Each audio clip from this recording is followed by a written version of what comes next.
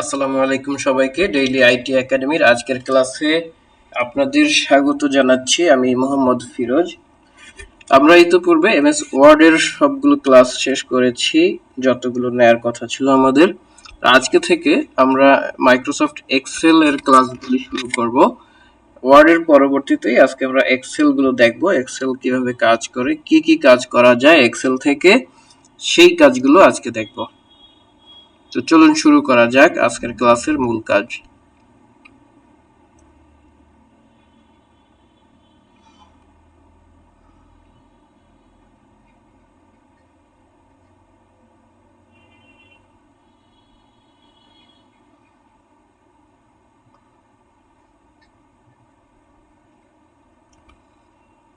আচ্ছা, আসসালামু আলাইকুম সবাইকে। আমাকে সকলে একটু কনফার্ম করবেন যে আমার ভয়েস শোনা যাচ্ছে কিনা এবং আমার স্ক্রিন দেখা যাচ্ছে কিনা, কম্পিউটারের স্ক্রিন, হোম স্ক্রিন দেখা যাচ্ছে কিনা একটু কনফার্ম করবেন। আশা করি হ্যাঁ স্যার, সবাই দেখা যাচ্ছে। আপনার কথা শুনতে দেখতে পাচ্ছি পাচ্ছেন। এবং দেখতে পাচ্ছি। আচ্ছা, আমরা এর স্যার, আজকে আগে ক্লাসটি রেকর্ড তো? রেকর্ড হবে। আচ্ছা, আমরা এর আগে যে ক্লাসগুলো করেছিলাম মাইক্রোসফট ওয়ার্ডের কাজগুলো, আমরা অনেকগুলো ক্লাস করেছি। গত এক মাস ধরে আমরা মাইক্রোসফট ওয়ার্ডের ক্লাসই করেছি। আজকে যারা নতুন জয়েন করেছেন, আচ্ছা আমার কথা শেষ করতে দেন, তারপরে আপনারা আশা করি অনেকগুলো প্রশ্নের উত্তর পেয়ে যাবেন আমার কথার ভিতর থেকে। সো আপনাদের এজন্য আমি কথা বলার একটা টাইম দেব। যদি আমার কথার মধ্যে অ্যান্সার না পান সেক্ষেত্রে আপনি বলবেন, সমস্যা নাই। আমি বুঝতে পেরেছি আপনাদের কথা কিছুটা। হ্যাঁ, আচ্ছা, প্রথমত আপনাদের একদম 1 নম্বর ক্লাস থেকে এই পর্যন্ত যতগুলো ক্লাস হয়েছে সবগুলোরই রেকর্ড আছে, সবগুলোর রেকর্ড আপনাকে দেওয়া হবে, ভিডিও রেকর্ড পাবেন। আর যারা আজকে নতুন জয়েন করেছেন তারা তো অবশ্যই পাবেন, যারা আগে ক্লাস করেছেন তারাও পাবেন। এবং যদি চান যে আপনি সরাসরি লাইভ ক্লাসেই জয়েন হতে চান, এই যে ক্লাসগুলো মিস হয়েছে সেগুলো আপনি পাবেন লাইভ ক্লাস আবার শুরু থেকে, যখন শুরু হবে প্রথম থেকে, তখন আপনি আবার এই ওয়ার্ডের ক্লাসগুলো করে নিতে পারবেন।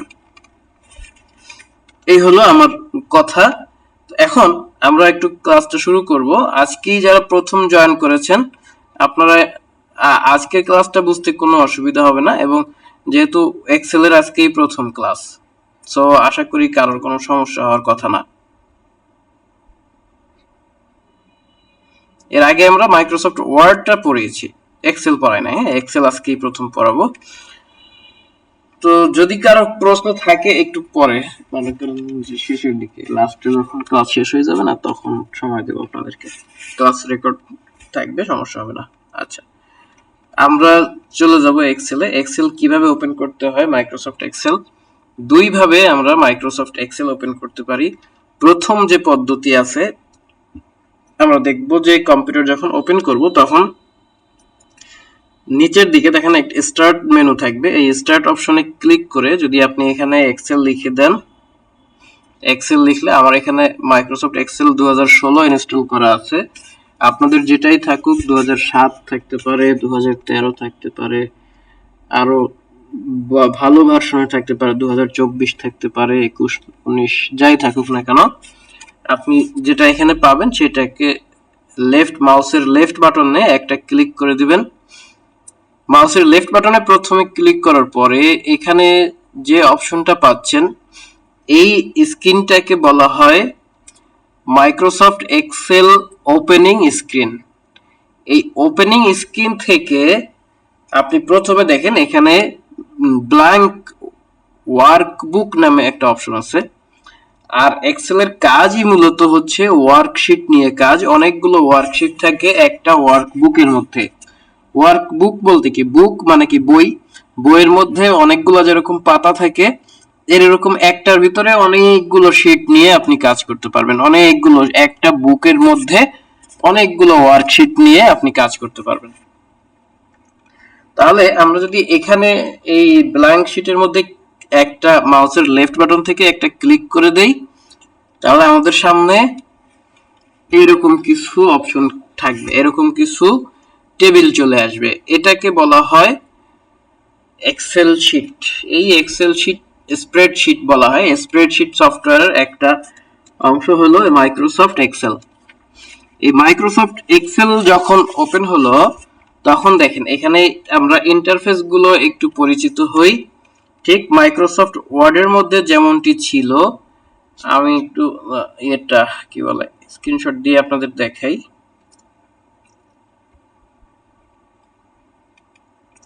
এই জায়গাটাতে প্রথমত দেখেন একদম উপরের দিকে যদি খেয়াল করি, একদম উপরে এই উপরের দিকে লাল দাগ দিয়ে দেখিয়েছি যদি কেউ দেখেন, হ্যাঁ, অথবা হ্যাঁ আমি আরেকটু দেখি বড় করে।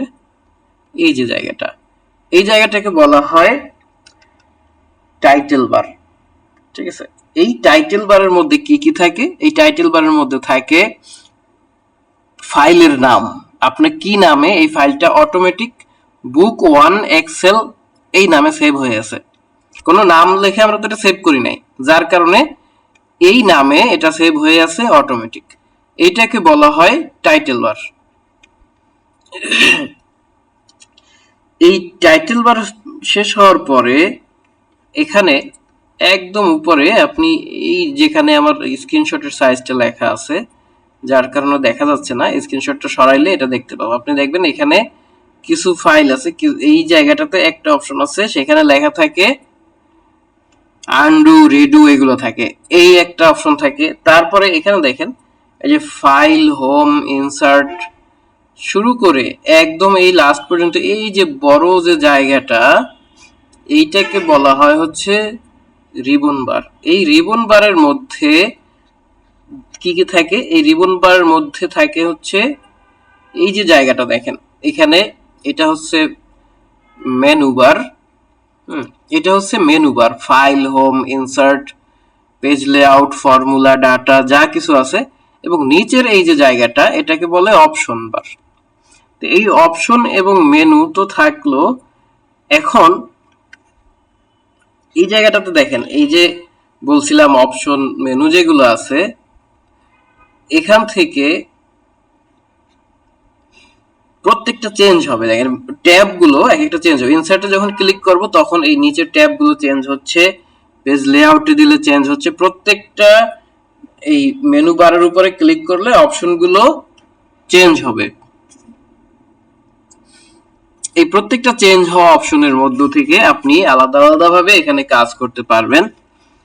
আজকে আজকে আমরা এই ওপেন একদম হোম বাটনে যা দেখা যাচ্ছে সামনে, আমার সামনে যা কিছু দেখতে পাচ্ছি এইটুকু নিয়েই কথা বলবো। দেখেন এক্সেলের মধ্যে অনেকগুলো টার্মিনোলজি আছে। টার্মিনোলজি গুলোর মধ্যে প্রথমে আছে সেল। সেল কাকে বলে? আমি দেখেন আমি কিবোর্ড আমি মাউসটা যেখানে ক্লিক করি সেই জায়গাটাতে সিলেক্ট হয়ে যায়, সেই জায়গাটায় একটা ঘর এরকম বাউন্ডারি দিয়ে শো করছে। এখন এই প্রত্যেকটা সেল এই প্রত্যেকটা ঘর হচ্ছে এক একটা সেল। এই সেলের এক একটা নাম আছে, প্রত্যেকটা সেলেরই এক একটা নাম আছে। প্রত্যেকটা সেলের নামগুলো একটা নির্দিষ্ট জায়গায় দেখা যায়। দেখেন সেলের নামগুলো কিভাবে নির্ধারিত হয়? উপরের দিকে যেগুলো আছে A B C D E লেখা আছে, যেগুলো ইংলিশ বর্ণমালায় লেখা আছে, এই এই জায়গাটা হচ্ছে এরকম যদি একদম মানে কি বলে ডান থেকে বাম দিকে এরকম চলে যায়, এটাকে বলা হয় রো বা সারি।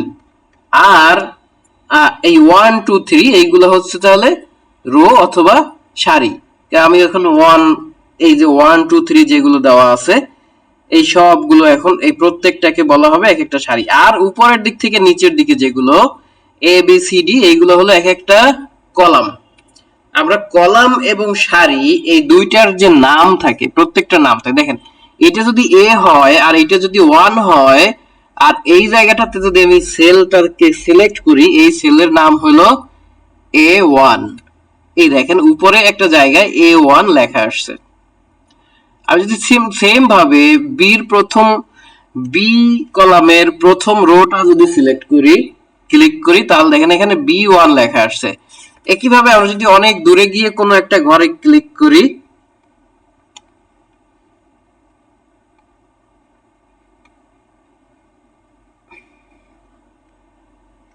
আচ্ছা আমার একটা ফোন এসেছে, একটা মিনিট একটু সময় দিবেন আমাকে।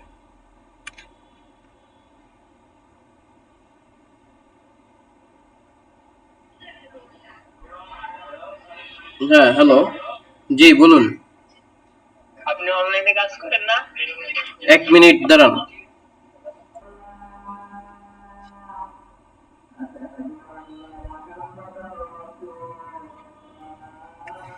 আচ্ছা, তো আমি দুঃখিত, আমার একটা ফোন এসেছিল এজন্য।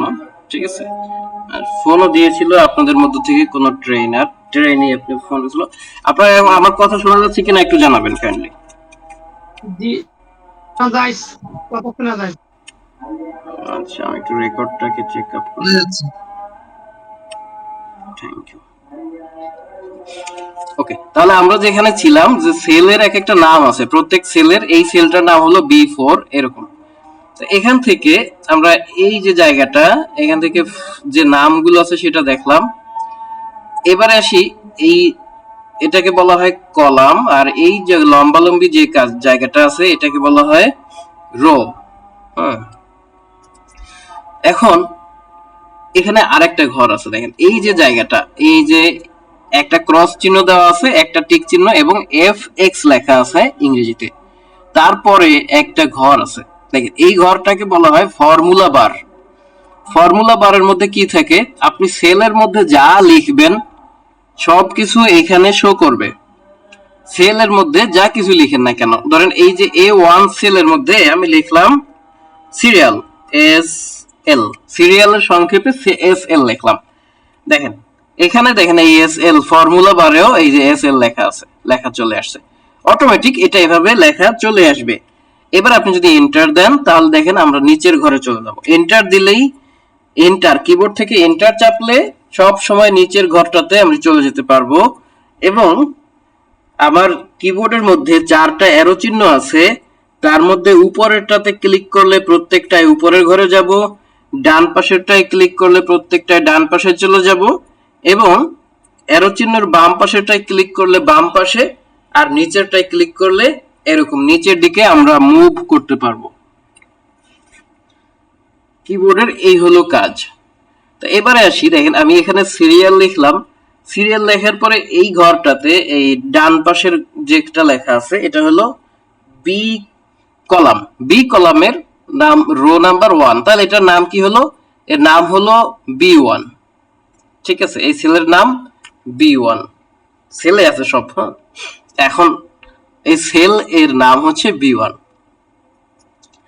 আচ্ছা, এই B1 সেলের মধ্যে আমরা কিছু লিখতে পারি, তারপরে এগুলো লেখাটাও দেখাবো। তার আগে আরেকটু কিছু দেখাই। দেখেন নিচের দিকে এখানে শীট 1 লেখা আসছে। আমরা বলেছিলাম যে অনেকগুলো শীট নিয়ে কাজ করা যায়, তার মধ্যে একটা শীট, এই শীট 1 লেখা আছে। এই শীট 1 এর মধ্যে যদি মাউস থেকে ডাবল ক্লিক করা হয় তাহলে এই শীট 1 কে রিনেম করা যাবে। ডাবল ক্লিক করলে পুরোটা সিলেক্ট আসবে, তারপরে আপনি যদি কিছু নরমালি লেখা শুরু করেন, এখানে ধরেন আপনি লিখলেন, এখানে শুধু 1 লিখে রাখলেন, তাহলে দেখেন সবকিছু মুছে গিয়ে শুধু 1 লেখা আছে। অথবা আপনি ধরেন এটা কিরকম ছিল, আচ্ছা এটা তো 1 লেখা ছিল, ঠিক আছে, এটা এরকম থাকলো। এখন আপনি যদি এটাকে আবার রিনেম করতে চান, একটু ডাবল ক্লিক করে ব্যাক স্পেস ক্লিক করলে পুরোটা মুছে যাবে, তারপরে আপনি আপনার মতন লিখতে পারেন। ধরেন আজকের তারিখটা দিয়ে দিলাম, একটা শীটের নাম লিখলাম আজকের তারিখ দিয়া। আজকে কত তারিখ, 14/08/2025, 14082025। ওকে, এইটা হলো আমার এই শীটের নাম। এরপরে দেখেন এর ডান পাশে একটা প্লাস আইকন আছে, এই প্লাস আইকনে ক্লিক করলে এখানে লেখা আসে নিউ শীট। নিউ শীটে ক্লিক করলে দেখেন এখানে শীট 2 লেখা আসছে, আর এই পাশে কিন্তু এই যে আমার তারিখ লেখা যে শীটটাতে ছিল এটা আছে। তো এইটাতে ক্লিক করে, এটা তো আমি ডাবল ক্লিক করলাম, আগামী যেবারে আপনাদের ক্লাস আছে সেই ক্লাসের তারিখটা লিখে এটা ধরেন সেভ করে দেখি, ক্যালেন্ডারে যাই, পরবর্তী ক্লাসের দিন কি বার পড়বে, পরবর্তী ক্লাস আপনাদের রবিবারে, তাই না, তাহলে রবিবারে হচ্ছে 17 তারিখ। তো আমি এটার মধ্যে ডাবল ক্লিক করে এটাতে 17/8/2025 লিখে দিলাম। ওকে, এখন আমি 14 তারিখে কি কি পড়াইলাম এখানে লিখে রাখতে পারি। আজকে পড়াইলাম হচ্ছে এই যে একটা সিরিয়াল লিখছি, দেখেন সিরিয়ালটা এই যে উপরে লেখা চলে আসছে। সিরিয়ালের পরে এখানে আমি যদি 1 2 3 লিখি সেগুলো চলে আসবে। এরকম প্লাস আইকনে ক্লিক করে করে আপনার যতগুলো শীট দরকার ততগুলো শীট আপনি এখানে অনেক শীট নিতে পারবেন। তাহলে আমরা এই যে শীট 3 4 5 6 নিয়েছি এগুলো এখন ডিলিট করব কিভাবে? ধরেন আমি এখানে শীট 3 টা ডিলিট করে দেব। এই শীট 3 বা শীট 4, শীট 3 এর উপরে মাউসের একটা ক্লিক করে মাউস থেকে রাইট বাটন ক্লিক করবেন। মাউসের মধ্যে অনেকগুলো বাটন, এখানে রাইট বাটন ক্লিক করলে ডিলিট অপশন পাবেন, ডিলিট করে দিলে শীট 3 ডিলিট হয়ে গেছে। আবার শীট 4 এ গিয়ে রাইট বাটন ক্লিক করে ডিলিট, শিফট 5 ও রাইট বাটন ক্লিক করে সেম ওয়েতে শিফট 5 কে ডিলিট করে দিলাম। সেম ভাবে এটাকেও আমরা এই যে ডিলিট করে দিলাম। এটা ডিলিট করে দেওয়ার পরে দেখেন আমরা আজকের এই কাজগুলো করতেছি। এখন একটু ডান দিকে আসি, ডান সাইডে যে জায়গাগুলো আছে দেখেন এই একদম নিচে খেয়াল করছেন কিনা, এখানে প্লাস একটা আইকন আছে এবং সামনে লেখা আছে 100%। এইটা হলো জুম কন্ট্রোল, এটাতে ক্লিক করলে আপনি জুম ইন জুম আউট করতে পারবেন। এখানে মাইনাস চিহ্ন আছে একটা, দেখেন এখানে মাউসের কার্সর রাখলে জুম আউট লেখা আসবে। মিডলে একটা জায়গা আছে এটাতে কিছুই লেখা নাই, এটা ধরলে এরকম ধরে ডানে বামে সরাইতে পারবেন। একটু ধরে ক্লিক করে ধরে যদি ডান দিকে সরান তাহলে জুম ইন হবে, আর ধরে যদি বাম দিকে সরান তাহলে জুম আউট হবে। যে ছোট ছোট হয়ে গেছে দেখছেন, কত বাচ্চা বাচ্চা হয়ে গেছে, একদম চোখে দেখা যাচ্ছে না। এটা একদম 10% পর্যন্ত জুম ইন আউট করা যায়, এত ছোট হবে যে কল্পনা করা না। এখান থেকে জুম ইন করা যায়, 100% দেওয়া যায়। আবার এই যে প্লাস আইকনটা আছে এটাতে দিলে জুম ইন হবে, এরকম ক্লিক করলে বড় হইতে থাকবে। অথবা এই যে মাঝখানের যে দণ্ডটা আছে এটাকে ক্লিক করে এরকম টান দিলে সর্বোচ্চ এটা কয় পার্সেন্ট পর্যন্ত বড় হয় দেখা যাক, 400% পর্যন্ত একে জুম করা যাবে। আর জুম আউট করা যাবে 10% পর্যন্ত। তাহলে জুম কন্ট্রোলে আমাদের হলো জুম ইন জুম আউট 10% থেকে 400% পর্যন্ত ছোট বড় করা যাবে। এখন আমার যে 10% লেখা আছে এই 10% এর উপরে যদি মাউস থেকে লেফট বাটনে ক্লিক করি তাহলে দেখেন এখানে বাই ডিফল্ট 100%, 75%, 25%, ফিট সিলেকশন অনেক অপশন আছে। আমি যদি এখান থেকে 100% এ ক্লিক করে ওকে ক্লিক করি তাহলে দেখেন আবার আগের মতো হয়ে গেল। এটা হলো জুম কন্ট্রোল। আচ্ছা, এইটুকু তো বুঝছি আমরা নাকি? এবার দেখেন এইখানে আমরা কিবোর্ড থেকে কোনো কিছু লেখা শুরু করলে এখানে লেখা চলে আসবে। এটা সিরিয়াল লিখলাম, এরপরে ধরেন এখানে লিখলাম নেম, টপিক নেম লিখলাম TOPI, না নেমই লিখি NAME, নেম লিখলাম। নেম লেখার পরে এই পাশে লিখলাম হচ্ছে ধরেন অ্যাড্রেস, তারপরে লিখলাম ব্লাড গ্রুপ। এই যে অ্যাড্রেস লেখার পরে আমরা ব্লাড গ্রুপ লিখে দিলাম। একটা জিনিস খেয়াল করেন, আপনি যদি এখন চাই যে এই যে SL লেখা আছে এখান থেকে পরবর্তী ঘরে সামনের দিকে যে ঘরটা আছে এটাতে যাব, শিফট মুভ করব, সেজন্য ট্যাব বাটন ক্লিক করতে পারি। কিবোর্ডের মধ্যে যে ট্যাব আছে সেই ট্যাব ক্লিক করলেও সামনের দিকে এভাবে যাবে, ঠিক আছে। আর শিফট ট্যাব ক্লিক করলে পিছনের ঘরে যাবে, শিফট ট্যাব দিলে পিছনের ঘরে, শুরু ট্যাব দিলে সামনের ঘরে। এই হলো ব্যাপার। এবার দেখেন এখানে ফাইল নামে একটা মেনু আছে, এই ফাইল মেনুর মধ্যে যদি যাই, ফাইল মেনুতে ক্লিক করলে কি কি পাওয়া যাচ্ছে এখানে একটু দেখে আসি। এইগুলো করেই আজকের ক্লাসে মূলত ফাইলের যে কাজগুলো আছে এই ফাইল মেনুর কাজগুলো এইগুলোই আজকে দেখব। ওকে, এই জায়গাটাতে যদি যাই, আচ্ছা একটা মিনিট, এখানে প্রথমে আছেন ইনফো মানে কি, ইনফরমেশনের শর্ট ফর্ম হচ্ছে ইনফো। এই ইনফোতে গেলে কি পাবো, ইনফোর মধ্যে গেলে আমরা এই যে কাজটা করছি এইটাকে প্রথমে প্রোটেক্ট করে রাখতে পারবো। প্রোটেক্ট মানে পাসওয়ার্ড দিয়ে আমরা রাখতে পারবো। দেখেন এইটার মধ্যে ক্লিক করলে এনক্রিপ্ট, এই যে make as final, mark as final, তারপরে আছে এনক্রিপ্ট উইথ পাসওয়ার্ড। তো এই এনক্রিপ্ট উইথ পাসওয়ার্ড যদি ক্লিক করি, এনক্রিপ্ট উইথ পাসওয়ার্ড দিলে এখান থেকে আমরা এটার মধ্যে পাসওয়ার্ড দিতে পারবো। ঠিক আছে, আচ্ছা তারপরে আছে প্রোটেক্ট কারেন্ট শিট, শুধুমাত্র আচ্ছা আমরা এটাতে দিয়ে দেখি। দেখেন এটার মধ্যে যদি যাই তাহলে এখানে পাসওয়ার্ড দেওয়ার একটা অপশন আসবে। আমি আসলে এখন পাসওয়ার্ড দিতে চাচ্ছি না, আসলে আপনারা একটা ট্রাই করলে পাসওয়ার্ড ওকে হয়ে যাবে। তা পরবর্তীতে যদি আপনি এটা ওপেন করতে যান, সেই পাসওয়ার্ড দিয়ে ওকে করলে পাসওয়ার্ড তারপর ওপেন করতে পারবেন। যে কেউ পাসওয়ার্ড দিয়ে এটা ওপেন করতে হবে। ওকে, তারপরে এখানে তো এইগুলোই কাজ।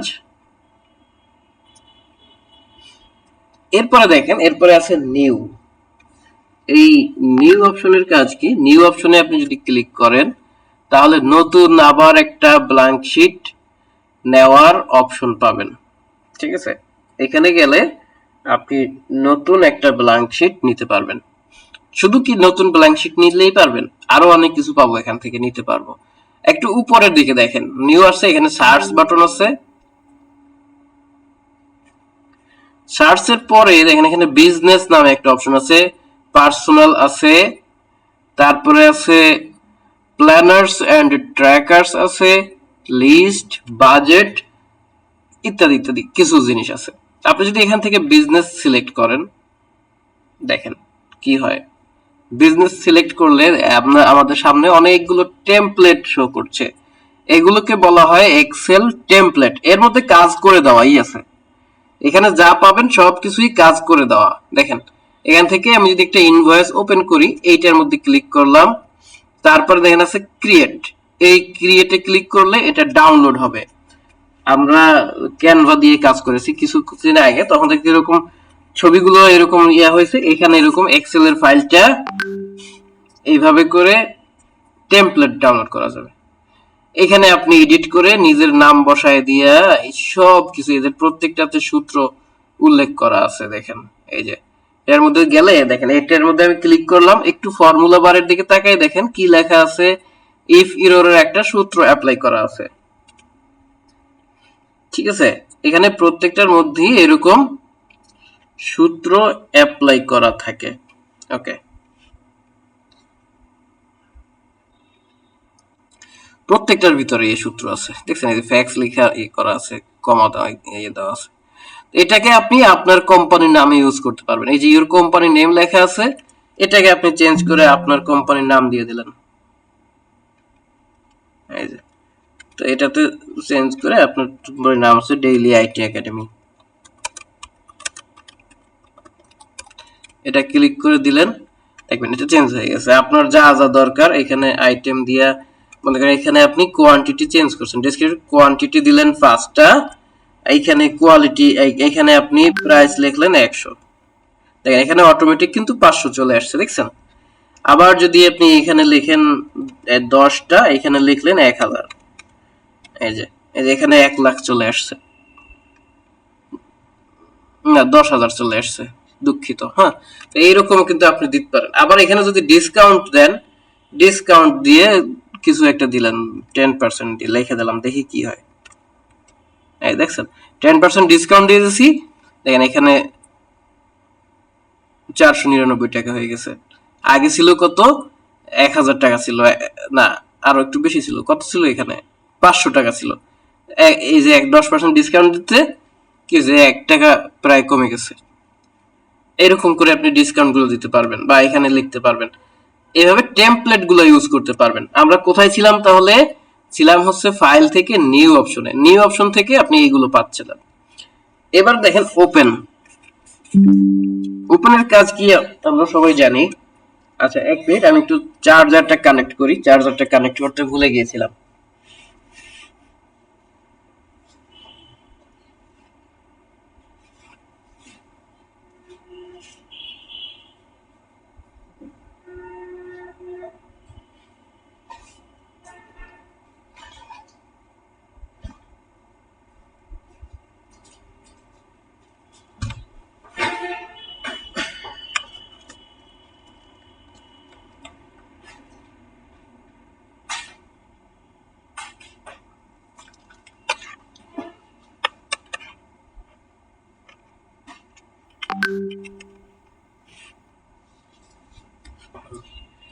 থ্যাংক ইউ ধৈর্য ধরার জন্য। আচ্ছা, তা আমরা ছিলাম হচ্ছে নিউ অপশনে গেলে কি কি কাজ পাবো সেইটা দেখলাম।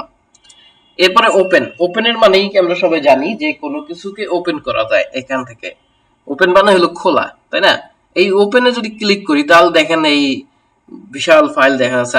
আমি রিসেন্টলি যে কাজগুলো করেছি সেইগুলো লাস্ট উইক লেখা আছে উপরে দেখেন।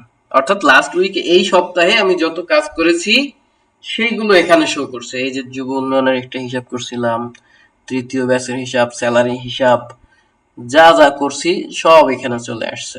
হুম, এই যে এইভাবে আপনারা পাবেন। এখন এখানে দেখেন, এখানে তো এই লাস্ট এক সপ্তাহেরটা এখানে রিসেন্ট দেখা গেল, কিন্তু আগের গুলো কি হবে, আগেও যা করছি এখানে দেখেন। এই যে যদি ডিএসপিসি তে যাই, ডিএসপিসি তে গেলে যেখানে যেখানে আপনার কাজ করা আছে, এক্সেল এর কাজ যেখানে যেখানে করা আছে সবগুলো এখান থেকে শো করবে। অথবা ব্রাউজে যদি যাই, যেথায় যেথায় আপনার এক্সেল এর কাজ করা আছে সব কিন্তু দেখা যাচ্ছে। এরকম করে আমরা এক্সেল এর ফাইলগুলোকে ওপেন করতে পারি। এইগুলো ওপেনের কাজ। এবার আসেন সেভের কাজ কি? আমি ডকুমেন্টকে যদি সংরক্ষণ করতে চাই ভবিষ্যতে ইউজ করার জন্য, সেই জন্য আমরা সেভ আর সেভ অ্যাজ এই দুইটা ইউজ করব। ওকে, একটা ব্যাপার এখন একটু দেখেন। সেভ করার ক্ষেত্রে আমরা যদি কোনো ডকুমেন্ট প্রথমে সেভ করতে যাই, আমরা একটু আগে যে কাজটা করছি এটাতে যাই, এইটুকুই তো করছিলাম। ডকুমেন্ট যদি প্রথমে সেভ করতে যাই সেক্ষেত্রে সেভ অ্যাজ এ ক্লিক করব। সেভ অ্যাজ এ ক্লিক করলে আপনি এটাকে কোন লোকেশনে সেভ করবেন, আমার মেমোরি কার্ডের মধ্যে তো অনেকগুলো জায়গা থাকে, ডাউনলোড থাকে, ডেস্কটপ থাকে, বিভিন্ন ড্রাইভ থাকে না? আপনি মোবাইলে যখন কোনো কিছু ডাউনলোড করেন দেখবেন যে ডাউনলোডস একটা ফোল্ডার ক্রিয়েট হয়ে গেছে আলাদা। তারপরে হোয়াটসঅ্যাপ দিয়ে কিছু ডাউনলোড করলে দেখবেন হোয়াটসঅ্যাপ নামে একটা ফোল্ডার আলাদা ক্রিয়েট হয়ে গেছে, তার মধ্যে সব আছে। তো আপনি কোথায় সেভ করতে চাচ্ছেন সেটা এখান থেকে দেখাই দিতে হবে। ব্রাউজ অপশন আছে, this PC, add a place অথবা ব্রাউজ, যেটাতে ক্লিক করেন সেখানে কিছু জায়গা পাবেন। আমি দিস পিসিতে যদি যাই তাহলে এখানে পাবো হচ্ছে এইগুলো, এই রিসেন্টলি যে কাজ করেছি সেইগুলো। আচ্ছা,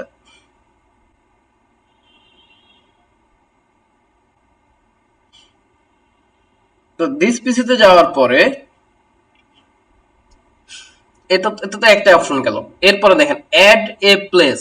এই অ্যাড এ প্লেসে গেলে আমি যে অপশনগুলো পাবো এইগুলো হচ্ছে অনলাইনে। আপনি যদি মাইক্রোসফট এক্সেল এর এটা যদি পেইড করে ইউজ করেন, যেমন কিনতে পাওয়া যায় সফটওয়্যারটা, এই যে কিছু স্পেস, কিছু স্টোরেজ কিনতে পাওয়া যায়, সেক্ষেত্রে আপনি এটা ইউজ করতে পারবেন।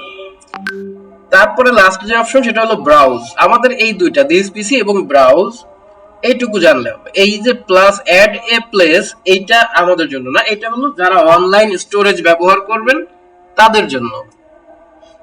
তো ব্রাউজে ক্লিক করলে এখান থেকে আমি যেখানে সিলেক্ট করব, যে জায়গায় সেভ করতে চাই, একটু মাউস থেকে স্ক্রল করে যদি নিচের দিকে আসি দেখেন দিস পিসি আছে, এখানে সিলেক্ট করে আপনি যদি অন্য কোনো ড্রাইভে সেভ করতে চান, আমি চাচ্ছি যেটা ডি ড্রাইভে থাক, এই যে যেখানে থাক, আমি এই বুক ওয়ানটাকে চেঞ্জ করেও দিতে পারেন চাইলে। এই যে ব্যাক স্পেস ক্লিক করলে চেঞ্জ হবে। আমি বুক ওয়ানই রাখতে চাচ্ছি, বুক ওয়ান রেখে এটা ডাউনলোডে সেভ করতে চাই, তাহলে কি করব, এখান থেকে একটু উপরের দিকে যাব, গিয়ে দেখেন এখানে এই যে ডাউনলোড পেয়ে গেছি, ডাউনলোডে ক্লিক করে দিলাম, এখানে সেভ ক্লিক করব, তাহলে এটা আমার ডাউনলোড অপশনে সেভ হয়ে গেছে। এই তো গেল আমাদের সেভ করার কাজ। আমরা কেটে দিলাম, সব কিছু কেটে দিলাম, সেভ করলাম না কিছু, সেভ কেটে দিলাম। ওকে, এখন একটু দিস পিসি থেকে ডাউনলোডে গিয়ে দেখি যে আমার ওটা সেভ হয়েছে কিনা। এই যে ডাউনলোডে গেলাম, এই দেখেন বুক ওয়ান, আজকের এই কাজটা সেভ হয়ে আছে। যদি এটার মধ্যে ডাবল ক্লিক করি তাহলে এইটাই ওপেন হইলো। তো এখন আমি যদি চাই যে এইটা থাকবে কিন্তু এই একই ফাইল আরেকটা থাকবে, একই ফাইল এটাও থাকবে, আরো একটা থাকবে, এই ক্ষেত্রে আমরা আচ্ছা, অথবা আমি যদি চাই যে এইটাকে কি করব, এটাকে আপডেট করব। এখানে ধরেন আরো কিছু লিখলাম, সিরিয়ালে লিখলাম 1 2 3 4 5 6, 4 5 ডাবল হয়ে গেছে, 4 5 6 এরকম লিখলাম। এখন আমি কি এটাকে যদি ফাইল থেকে সেভ অ্যাজ দেব না সেভ দেব? এইবারে আমি সেভ দেব, কারণ কি আমার একবার সেভ অ্যাজ করা আছে। এখন আমি যদি এইটাকে আপডেট করতে চাই, এখন আপনি যদি সেভে ক্লিক করেন তাহলে জাস্ট এই যা সেভ করা আগে ছিল তার সাথে এই যতটুকু বাড়তি কাজ করলেন এইটা যোগ হয়ে যাবে। ঠিক আছে, কন্ট্রোল এস দিলেও এটা সেভ হয়ে যাবে। কিন্তু আমি যদি চাই যে এইটা আলাদা আরো একটা জায়গায় সেভ হবে, তখন আপনি আবার যদি সেভ অ্যাজ দেন তার নতুন করে আরো এক জায়গায় এক্সট্রা ভাবে সেভ করতে পারবেন। ব্রাউজে ক্লিক করলাম, ক্লিক করে এখানে বুক 1 একই নামে কিন্তু দুইবার সেভ হবে না, এটা বুক 2 লিখে দিলাম। ঠিক আছে, এটাকে সেভ করে রাখলাম। এটাকে আপনি পরিবর্তন করে 7 লিখলেন, 8 লিখলেন, এখন এটাকে কন্ট্রোল এস দিয়ে, কিবোর্ড থেকে কন্ট্রোল এস দিয়ে সেভ করে দিলাম। এবার আমি কেটে দেই, দেখেন বুক 1 বুক 2 দুইটা জায়গা দুইটা ফাইল এখন কিন্তু সেভ হয়েছে, দুইটা ফাইল সেভ হয়ে গেছে। এই যে বুক 2 তে দেখেন 7 পর্যন্ত পাওয়া যাবে, 8 পর্যন্ত, হ্যাঁ 8 পর্যন্ত লিখেছিলাম না, 8 পর্যন্ত লিখছিলাম, 8 পর্যন্ত পাওয়া গেল। আর বুক 1 এ ক্লিক করলে কি হয় দেখি কোন পর্যন্ত পাওয়া যায়। এই যে বুক 1 ওপেন হইতে সময় লাগতেছে, এই 6 পর্যন্ত দেখছেন। তাহলে এই হলো সেভ এবং সেভ অ্যাজ এর পার্থক্য। ওকে, আমরা আরেকবার একটু এক্সেল শিটে চলে যাই, আবার নতুন করে না, যা সেভ করছি তাই ওপেন করি, ওখান থেকেই করি বাকি কাজটা। এই যে ডাউনলোডে গিয়ে আমরা বুক 2 তে যেটা সেভ করেছিলাম সেটাতে গেলাম।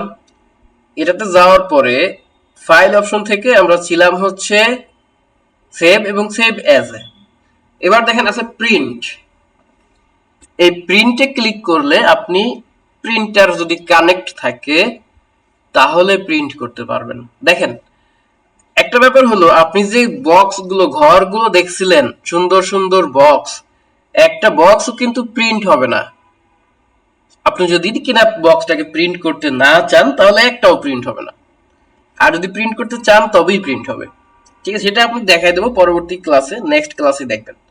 ওকে, এখন এখানে যদি প্রিন্টার কানেক্ট থাকতো তাহলে এই জায়গাটাতে অপশন লেখা আসতো, এই যে প্রিন্ট ফ্যাক্স, এখানে প্রিন্টারের নাম আসতো। যে প্রিন্টার এপসন থাকতে পারতো বা স্যামসাং বা ওয়ালটন, যে প্রিন্টার কানেক্ট থাকতো সেটার নাম চলে আসতো, সেটাকে ওকে করে দিয়ে প্রিন্ট করলে প্রিন্ট হয়ে যেত। এবার আছে শেয়ার। এই শেয়ারে ক্লিক করলে দেখেন এখানে মেইল দেওয়া আছে, মেইল দিলে আপনি সরাসরি মেইলে এটা পাঠিয়ে দিতে পারবেন। এটা এখনো এখান থেকে সরাসরি পাঠানো যাবে। এই যে দেখেন দিয়ে এখানে যে সেন্ড অ্যাজ অ্যাটাচমেন্টে যদি ক্লিক করি তাহলে এমএস আউটলুকের একটা অ্যাকাউন্ট চাইবে। আমাদের যদি এমএস আউটলুকে কারো অ্যাকাউন্ট থাকো, প্রোফাইল থাকতো, তাহলে এখান থেকে আমরা মেইলটা পাঠিয়ে দিতে পারতাম, যেহেতু আমাদের সেটা নেই। শেয়ারের পরে আছে এক্সপোর্ট। এক্সপোর্টে ক্লিক করে আপনি এই ফাইলটাকে পিডিএফ বানাতে পারেন। দেখেন এক্সপোর্টে ক্লিক করলে এখানে একটা অপশন আসছে ক্রিয়েট পিডিএফ এক্সপিএস। ওকে, তো এটাতে যদি ক্লিক করি তাহলে দেখবেন যে এটা পিডিএফ বানানোর একটা অপশন দিয়েছে। বাই ডিফল্ট আগের ফাইলটা যেহেতু ডাউনলোডে সেভ ছিল, এটাও সেভ করার জন্য ডাউনলোডটা আগে শো করছে। আপনি যদি অন্য কোনো জায়গায় সেভ করতে চান এখান থেকে ক্লিক করে দিয়ে সেভ অন্যত্র করতে পারবেন। আমি এখানেই সেভ করতে চাচ্ছি, এখানে দেখেন পাবলিশ লেখা আছে নিচে, এই পাবলিশে ক্লিক করে দিলে এটা এখন পিডিএফ হয়ে গেছে। এইভাবে করে আমরা একটা ফাইলকে পিডিএফ করতে পারি, ফাইল থেকে প্রিন্টে গিয়ে এক্সপোর্টে গিয়ে প্রিন্ট করতে পারি। আবার দেখেন পাবলিশ অপশনটাও আছে, সেম কাজ। পাবলিশে দিলে সেভ টু ক্লাউড, এখানে গিয়ে আপনি যদি কোনো ক্লাউড অ্যাকাউন্ট থাকে, এই যেটা বলছিলাম যে add a place, OneDrive, তারপর এইগুলো হচ্ছে সেটা পাবলিশে। তারপর আছে ক্লোজ, এই ক্লোজে গেলে কি হবে, ফাইলটা ক্লোজ হয়ে যাবে, এই যে ক্লোজ হয়ে গেছে, শেষ নাই কিছু। ক্রস চিহ্ন দিয়ে কেটে দিতে পারবো। তাহলে এই ক্লোজ পর্যন্তই আজকে ক্লোজ করে দিব, ঠিক আছে? এবং এরপরে যে কাজগুলো আছে সেইগুলো আমরা আগামী ক্লাসে ইনশাল্লাহ দেখব। ওকে, আশা করি এটুকু মোটামুটি বুঝতে পেরেছেন আপনারা। যদি এইটুকুর মধ্যে কোনো প্রশ্ন থাকে, প্রশ্নগুলো করতে পারেন এখন। আচ্ছা, হ্যান্ড রেজ করেছেন শিল্পী আপা, জি বলুন। আসসালামু আলাইকুম। ওয়ালাইকুম আসসালাম। ভাইয়া এটা তো মানে ক্লাসটা তো আমি কিছুই বুঝলাম না এটা। কোন জায়গায় বোঝেন নাই? আমি কি আরেকবার বুঝে দিতে পারবো সেই জায়গাটুকু বলেন। ভাইয়া মানে এটা পুরোটাই আমি কিছুই বুঝি শুরু নাই। থেকেই বুঝেন নাই? জি। আপনার কি কম্পিউটার আছে? না। আচ্ছা, ঠিক আছে, আমরা ক্লাসটা কম্পিউটার থেকে নিয়েছি। কম্পিউটারে যারা ক্লাস করছেন, মানে যাদের আছে তারা মোটামুটি বুঝবেন। বুঝতে পেরেছেন? জি। আচ্ছা, এই হলো মূল সমাধান। আপনি মোটামুটি অল্প বাজেটের কম্পিউটার হলেও হবে এগুলো কাজের ক্ষেত্রে। 2 জিবি র্যাম থাকলেই চলবে, বেশি কাজ না, ছোটখাটো কাজ এগুলো, ঠিক আছে? একদম নর্মাল কম্পিউটার হলে হবে, 8-10 হাজার টাকার মধ্যে হলেও চলবে। এগুলো দিয়েও আপনি এই কাজ করতে পারবেন। আচ্ছা, আশা করি বুঝতে পেরেছি। ওকে, এখন আমরা কিছু প্রশ্ন নিব। যদি প্রশ্ন কারো থাকে তাহলে থাকতে পারেন, আর যদি প্রশ্ন না থাকে তাহলে আপনি লিভ নিতে পারেন। আজকে আর নতুন কিছু পড়াচ্ছি না।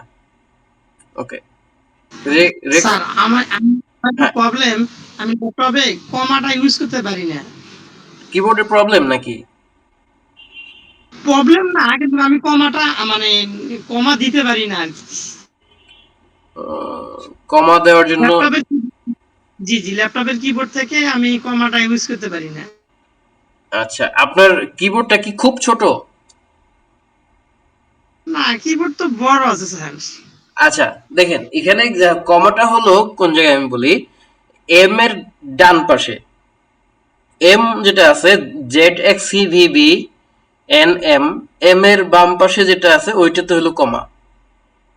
জি জি জি, এম এর ওটাই কমা স্যার। জি, ওটাতে ক্লিক করেন, দেখেন হয় নাকি। আমার স্ক্রিন দেখা যাচ্ছে, আমি কিন্তু দিয়েছি কমা। আপনি কি এসে ডাইরেক্ট কমা ইউজ করতেছেন স্যার? হ্যাঁ, অবশ্যই হবে না কেন। আমি কন্ট্রোল দিয়ে ইউজ করি, তারপর আসে না, না, মানে কন্ট্রোল চাপার পর কম দেই বা ইয়া কন্ট্রোল করি, দিলে তো আসতেছে না, কন্ট্রোল দিলে তো আমারটাও আসে না। এমনিতেও তো আসে না স্যার, তাহলে আমার কি প্রবলেম বাটনে? বাটনে প্রবলেম হতে পারে। আচ্ছা, আপনি শিফট দিয়ে দেন তো এইটা আসে কিনা। আমি আমার স্ক্রিন দেখা যায় কিনা এটা বলেন আগে। জি, আপনার স্ক্রিন দেখা যাচ্ছে।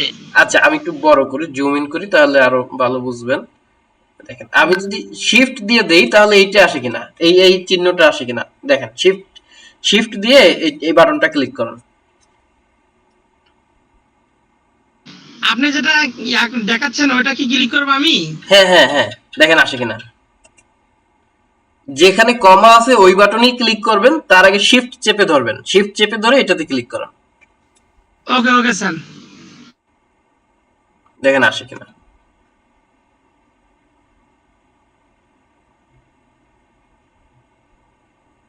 যদি তাও না আসে তাহলে আপনি একটা এক্সটার্নাল একটা কিবোর্ড কিনবেন। আমাকে তাই করতে হবে স্যার, হচ্ছে না, আমার তো আসতেছে না তো, আচ্ছা, সম্ভবত আমার ওইটাই সমস্যা।